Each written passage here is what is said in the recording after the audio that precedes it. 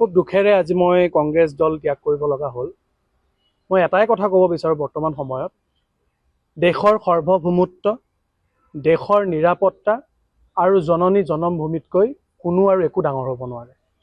আজি দুখেৰে কংগ্ৰেছ দল এৰিছোঁ, কাৰণ যিজন সভাপতি, এই সভাপতি গৌৰৱ গগৈ ডাঙৰীয়াক বিষয়ে মই প্ৰায় 2খন চিঠি AICCক মই দিছিলোঁ আৰু দি পেলাই কৈছিলোঁ যে ময়ো যিহেতুকে এখন কেম্পেইন কমিটি, কংগ্ৰেছৰ সবতকৈ one of the important committee, campaign কমিটিৰ মই উপাধ্যক্ষ হৈ আছোঁ।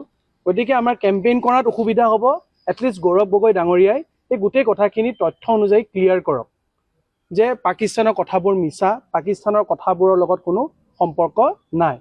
কিন্তু আজি যিখিনি কথা ক'লে, এইখিনি কথাত কেতিয়াও মানি ল'ব নোৱাৰি।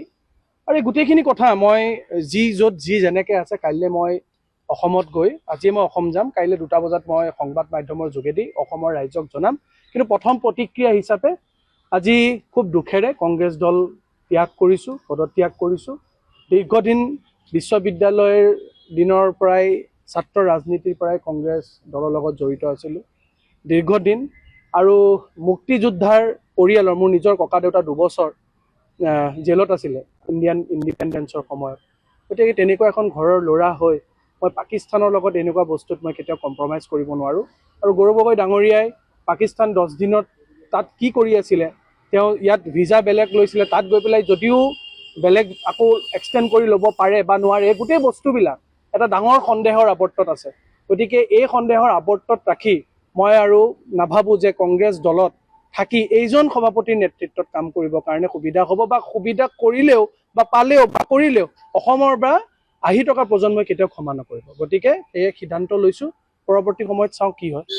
মই বৰ্তমান সময়ত একো ভবা নাই, মই 1-2 দিন মোৰ আৰু লাগিব, মই চিন্তা চৰ্চা কৰি লওঁ। ডেফিনেটলি ৰাজনীতিত আছোঁ যেতিয়া নিজৰ ৰাজ্যখনৰ, নিজৰ জেগা টুকুৰা বা ভাৰতৰ কাৰণে, অসমৰ কাৰণে, নিজৰ ৰাজ্যৰ যিকোনো জেগাৰ কাৰণে বা নিজৰ জেগাৰ কাৰণে কাম কৰা সেই যিটো সৰুৰ পৰাই যিটো ইচ্ছা, সেইটো আছে, সেইটো থাকিব। যি সিদ্ধান্ত হয় অসমৰ ৰাইজক মই একদম ক্লিয়াৰলি জনাম, আৰু আপোনালোকৰ জৰিয়তে অসমৰ ৰাইজক মই ভালকৈ সকলো কথা জনাম। ডেফিনেটলি গৌৰৱ গগৈয়ে মেইন ৰিজন। কংগ্ৰেছক এতিয়াও মই কওঁ যে কংগ্ৰেছত বহুত ভাল মানুহ এতিয়াও আছে, মই নাই বুলি নকওঁ। কংগ্ৰেছত কোনো দলত এটা দল মানুহে পৰিচালনা কৰে। দলটোৰ আইডিঅলজি মই বেয়া বুলি কোনো দলকে মই নকওঁ। কিন্তু গৌৰৱ গগৈ ডাঙৰীয়াৰ নেতৃত্বত যিটো কংগ্ৰেছ দল চলি আছে, সেই নেতৃত্বত কংগ্ৰেছ দলটো কেতিয়াও মই নাভাবোঁ যে আগুৱাই যাব পাৰিব। আৰু কংগ্ৰেছ দল আগুৱাই যোৱা নোযোৱাটো পিছৰ কথা, সমাজ আৰু দেশৰ আৰু ৰাজ্যৰ কাৰণে এটা ভয়ংকৰ কথা। গতিকে এনেকুৱা গৌৰৱ গগৈ যিটো পাপ কাম কৰি আছে, সেই পাপৰ সমভাগী মই হ'ব নোৱাৰোঁ। নাই, মই কৈছোঁৱেই, যেতিয়াৰ পৰাই মুখ্যমন্ত্ৰী ডাঙৰীয়াই এই কথাটো আনি আছিলে বা বিভিন্ন ফৰামত কৈ আছিলে, মই 2খন চিঠি মই মাল্লিকাৰ্জুন খাৰ্গে ডাঙৰীয়াক দিছোঁ, কিন্তু তাৰ কোনো মই উত্তৰ পোৱা নাই পাকিস্তান ইছ্যুটোক লৈ পেলাই। গতিকে তেওঁলোকৰ যদি সদিচ্ছা নায়েই, গতিকে এতিয়া তাত আৰু ক'ব লগা একো কথা নাই। গতিকে এৰি অহা দলটোৰ কথা মই ক'ব লগা নাই, মই দলটোক মই বেয়া বুলি নকওঁ। কিন্তু গৌৰৱ গগৈ ডাঙৰীয়াৰ নেতৃত্বত অসম আৰু ৰাজ্য, আমাৰ অসম ৰাজ্যখন বা সকলো জেগা একেবাৰে সুৰক্ষা নহয়।